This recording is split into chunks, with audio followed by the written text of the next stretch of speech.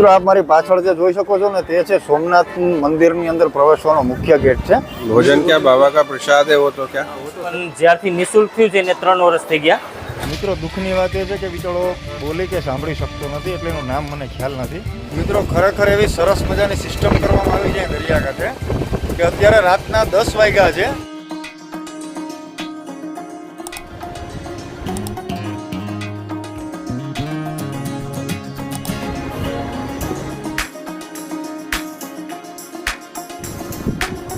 કેમ છે મિત્રો નજારો? અહીંયા સામે સમુદ્ર, પાછળ આવી આલિશાન હોટલ, જ્યાં મિત્રો આ નજારો છે સોમનાથનો।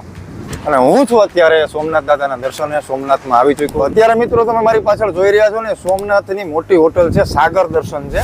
અને એની સામે એક્ઝેક્ટ અહીંયા તમે જોવો છો કે દરિયો ઘૂઘવતો દેખાય છે તમને। આવડી મોટી આલિશાન હોટલ છે ને એની સામે આ દરિયો છે। અત્યારે અહીંયા જે માહોલ છે એનો લાભ ઉઠાવી લઈએ અને ત્યારબાદ આપણે નીકળીએ સોમનાથની ગલીઓમાં અને ત્યારબાદ મંદિર સુધીનો સફર કરીએ। મિત્રો અત્યારે ચોમાસાના સમયમાં જે ઘૂઘવે છે એનો અવાજ ખાલી એક વખત સાંભળવા જેવો છે મિત્રો। ખરેખર એક વખત રૂબરૂ આવવાની જરૂર છે અને મુલાકાત લેવાની જરૂર છે। તો આપણે હવે પાછળ મારી પાછળ જોઈ શકો છો મંદિર દેખાય છે, તો આપણે ત્યાં ગલીઓમાં થઈને મંદિરે જવાનું। વિજયભાઈ, ઓલા લોકો શું કરે? ધજા બદલે છે। 155 ફૂટનું શિખર છે મિત્રો આ। અહીંયાથી મિત્રો આપણને મંદિર થોડુંક વ્યવસ્થિત દેખાણું છે આખું, અને અહીંયાથી આ લોકો ધજા બદલે છે એ પણ દેખાય છે। બે ભાઈ છે જે ઉપર ચડ્યા છે અને ધજા બદલાવાનું કામ કરે છે। આ સાગર દર્શન હોટલ છે અને એની જ બાજુમાં એક્ઝેક્ટ આ મંદિર આવેલું છે।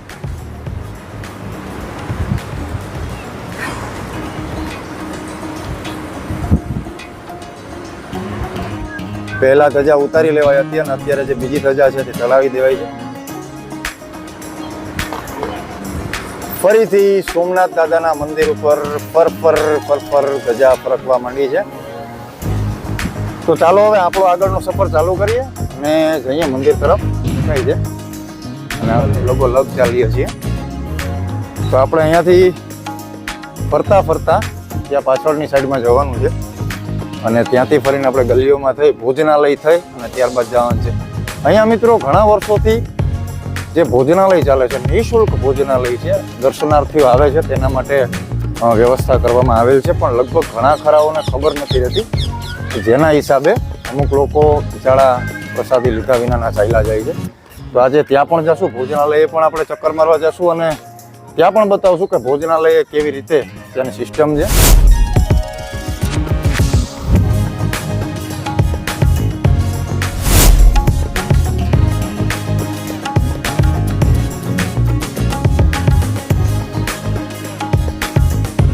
અહીંયા પણ મિત્રો મારી પાછળ જોઈ શકો છો એ પણ એક દરવાજો છે, ત્યાં પણ હાલમાં એ બંધ છે અને આપણે અહીંયાથી હજી દિવાલે જ ચાલ્યા જ્યાં છીએ મંદિરે।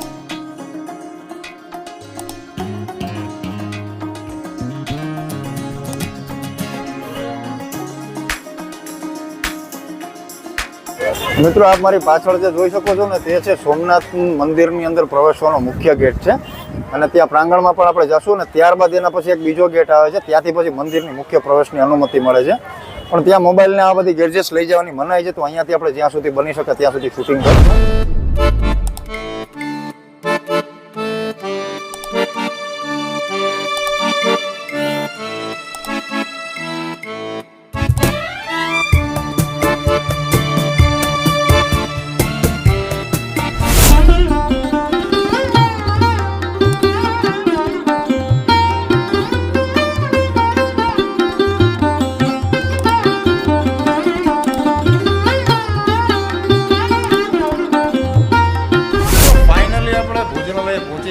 અને ખરેખર અત્યારે જોગાનું જોગ આપણને જયેશભાઈ મળી ગયા છે, જે સંજોગો વસાત આપણા મિત્ર પણ છે અને અહીંયા જે ભોજનાલય છે ત્યાંના મેનેજર પણ છે। તો આપણે એમની સાથે વાત કરી છે। જયેશભાઈ, અત્યારે જે પ્રસાદીનો સમય છે કેટલા વાગ્યાનો? અત્યારે 7 વાગ્યાથી રાતના 11 વાગ્યાનો છે અને સવારના 11 થી 3 વાગ્યાનો છે। બરાબર છે। તો અત્યારે 7 વાગ્યા પછી પ્રસાદી લેવાનું દર્શનાર્થીઓ શરૂ કરી દે છે અને ત્યારબાદ 11 વાગ્યા સુધી આ પ્રસાદીનો સમય કન્ટિન્યુ હોય છે, બરાબર ને? તો જયેશભાઈ એક આપણને બીજી એક પણ માહિતી આપી છે કે સનસેટ જે સાગર દર્શન હોટલ છે ત્યાંથી સરસ મજાનો થાય છે। તો અત્યારે જે વાર છે અહીંયા ભોજનાલયની પ્રસાદી લેવાની, તો આપણે સૌપ્રથમ સનસેટના જે વ્યૂ છે એને કેપ્ચર કરીને ત્યારબાદ જયેશભાઈની ફરીથી મુલાકાત કરશું આપણી પાછળ જે ભોજનાલય છે ત્યાં પ્રસાદી બનવાનું કાર્ય શરૂ થઈ ગયું છે. તો તેના પણ થોડાક આપણે જે શોર્ટ્સ છે એ કેપ્ચર કરશો ને ત્યારબાદ જે દર્શનાર્થીઓ અહીંયા જે પ્રસાદી લેવા આવે છે તેમનું અવલોકન કરશો ને બાકીની જે માહિતી છે એ આગળના વિડીયોમાં તમને જણાવશું. તો બન્યા રહેજો મિત્રો, સ્કીપ ના કરતા અને વિડીયો સંપૂર્ણ જોજો, મજા આવવાની. મિત્રો અત્યારે 7:10 થઈ ગઈ છે.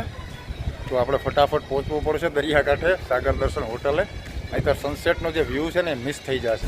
મિત્રો આપણે પાછા હોટલ આવી ગયા છીએ અને આપ મારી પાછળ હોટલ જોઈ શકો છો અને સામેની સાઈડમાં છે સમુદ્ર. અત્યારે આ નજારો મિત્રો આ જોઈ શકો છો, ખરેખર ગજબનો વ્યૂ છે અને સનસેટ આ જે ધુમ્મસ છે એના હિસાબે દેખાતો નથી. સામે તમે જોઈ રહ્યા છો કે સમગ્ર ધુમ્મસ છે, વાદળછાયું વાતાવરણ છે થોડું, એટલે આમાં ક્યાંય સનસેટ દેખાય એવી સંભાવના છે નહીં. ત્યારે આપ જોઈ શકો છો થોડાક છોકરાઓ છે જે બોયઝ છે એ પાળી ઉપર બેસી, સાયકલ ટ્રેકની પાળી ઉપર બેસી અને લહેરોનો આનંદ ઉઠાવી રહ્યા છે.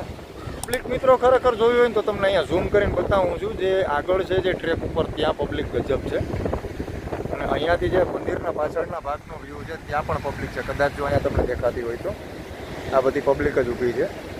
એ મંદિરના પાછળના ભાગમાં ઊભીને જે દરિયાની જે લહેરો છે એની મોજ લઈ રહ્યા છે. તો ખરેખર મિત્રો આવવા જેવું છે. બીચીસ કરતાં આવી જગ્યાએ રખડો તો તમને આધ્યાત્મિકતામાં વધારો થશે અને જે માનસિક શાંતિ હોય ને મનની શાંતિ એનો ખરેખર આનંદ આવશે. સનસેટનો જો વ્યૂ આવે તો ઠીક છે, નહીંતર પછી ભાગ્ય પાછા ભોજનાલય જે પ્રસાદી લે છે દર્શનાર્થીઓ ત્યાંના જે દર્શન કરશું અને ત્યારબાદ આપણે હોટલે પરત આવી જશું અને પછી આપણો જે સવારનો ઇવેન્ટ છે એની તૈયારી કરશું. ચાલો મિત્રો, અહીંયા હવે સાગર દર્શનથી પાછા જ અહીંયા છીએ ભોજનાલયે ચાલીને હવે, અને લગભગ આરતી ટાણું થઈ ગયું છે. તો આપણે થોડુંક અહીંયા જે લાઇટિંગ ચાલુ થઈ છે એનો પણ વ્યૂ લઈ લઈએ. ગજબનો સીન આવે છે મંદિરનો અત્યારે. લગભગ આરતી છે ને આરતી લેવાય છે હવે. અત્યારે અહીંયાની જે લાઇટિંગ સિસ્ટમ ચાલુ થઈ છે એ જોવા જેવી છે.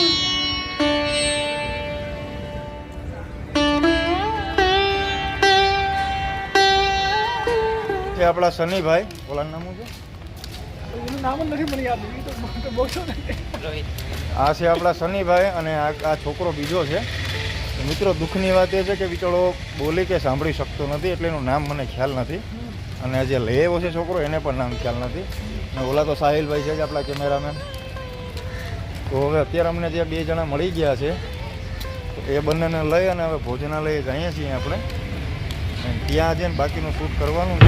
રોનક તો મિત્રો અત્યારની છે, સાંજની જે રોનક છે ને એ જોયા જેવી છે. અત્યારે જે લાઇટિંગ શો છે અત્યારે ગજબનો છે.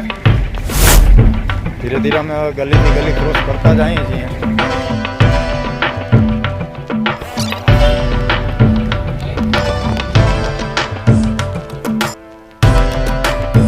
આપણે આવી ગયા છીએ ભોજનાલયે.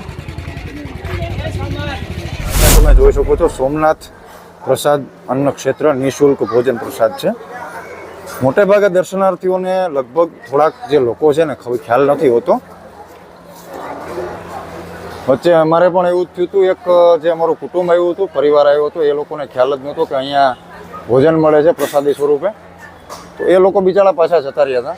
તો આજે આપણે અહીંયા આવ્યા છીએ અને જયેશભાઈ જે અહીંયા છે એમના થકી આપણને જે ભોજનાલય છે વાતાવરણ છે જોવા મળશે એમના દ્વારા.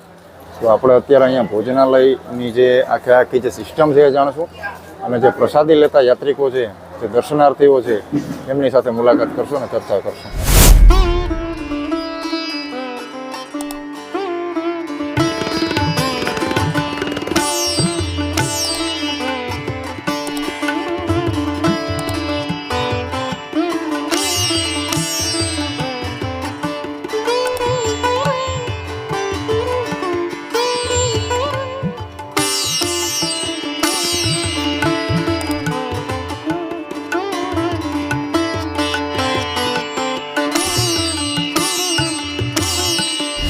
જયેશભાઈ, આજે ભોજનાલયમાં જે પ્રવૃત્તિ ચાલી રહી છે આજથી કેટલા વર્ષથી ચાલે છે? એવી તો પૈસેથી પહેલાં વર્ષોથી હાલે છે, પણ જ્યારથી નિઃશુલ્ક થયું છે એને 3 વર્ષ થઈ ગયા. 3 વર્ષથી નિઃશુલ્ક થઈ ગયું છે. નિઃશુલ્ક સવારના 11 થી 3નો ટાઈમ છે અને સાંજના 7 થી 11નો ટાઈમ છે. સવારના 2 શાક, રોટલી, દાળ ભાત અને એક સ્વીટ આપવામાં આવે છે. અત્યારે સાંજના સમયે 2 શાક, રોટલી, ખીચડી, કઢી અને સલાડ આપવામાં આવે છે.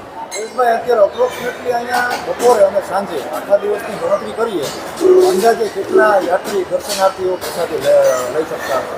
અત્યારે ઓફ સિઝન ચાલે છે, અત્યારે 2500-3000 બંને ટાઈમનું ભેગું કરી અને 25-3000 જેવું આશરે છે. અને સિઝન હોય, શ્રાવણ માસ છે, દિવાળી છે, ડિસેમ્બર મહિનો છે, તો એવી રીતના ગણીને ચાલીએ તો 5,000-5,500 પબ્લિક થાય છે.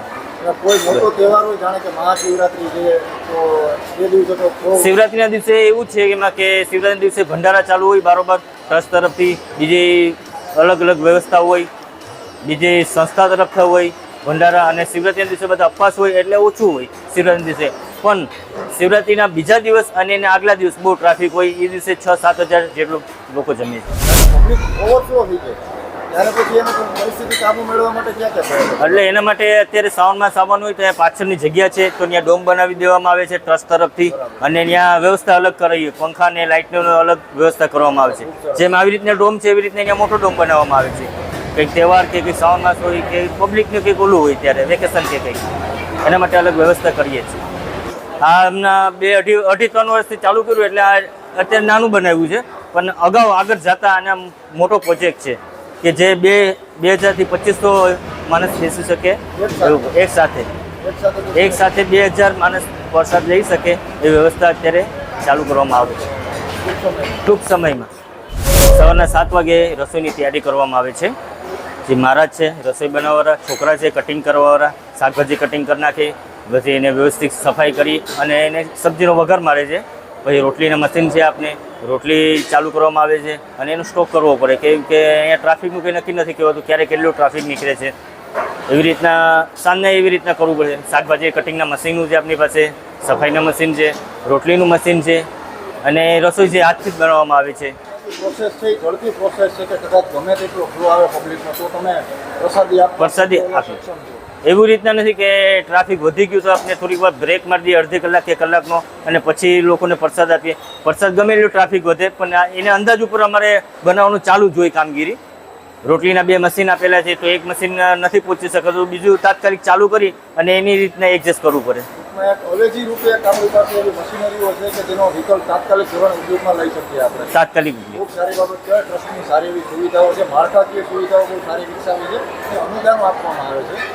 અનુદાન પણ આપવામાં આવે છે. તમારે અહીંયા પેટીએમ ના ઓલા પણ સ્ટીકર લગાડેલા છે, પેટીએમ કરી શકો છો, તમે ડીડી કરી શકો છો, ઓનલાઈન પેમેન્ટ કરી શકો, અને દાનપત્ર પણ રાખેલા છે. જે તમારા યથાશક્તિ પ્રમાણે દાનપત્રમાં જે યથાશક્તિ હોય એ નાખી શકો છો. એવું કંઈ નથી કે તમારે ફરજિયાત એટલા પૈસા દઈને તમારે અહીં જમવું, તમારી ઈચ્છા પૂર્ણ માટે એમ શક્તિ પ્રમાણે. તો મિત્રો, જયેશભાઈએ ખૂબ સારી એવી માહિતી આપી છે અને આપણે જે આ ભોજનાલય વિશે જે કાંઈ પણ જાણ્યું છે તો ગુજરાતની જનતાને હું જાણ કરું છું કે અત્યારે તમે સોમનાથ દાદાના દર્શને આવો ને ત્યારે જસ્ટ બાજુમાં જમણા હાથ ઉપર ભોજનાલય આવેલું છે, જે સોમનાથ ટ્રસ્ટ સંચાલિત છે.